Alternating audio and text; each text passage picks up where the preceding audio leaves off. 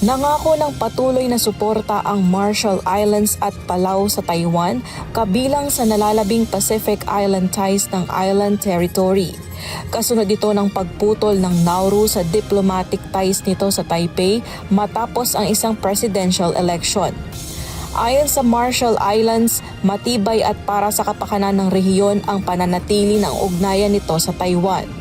Matagal nang may defense at funding compact sa Estados Unidos ang Marshall Islands at Palau. Ang Tuvalu naman mayroon ding security at migration agreement sa Australia noong November. Dahil sa desisyon ng Nauru, 3 na lang ang nalalabing kaalyado ng Taiwan sa rehiyon mula sa 6 noong 2019. Sa gitna ito ng pagtindi ng kompetensya sa pagitan ng US at China para sa security ties, infrastructure at funding offers. Ang nalalabi namang 15 bansa sa Pacific Island Forum Regional Bloc mayroong diplomatic ties sa China.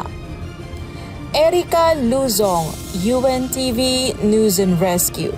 Diyos ang aming sandigan, serbisyo publiko ang aming pinahahalagahan.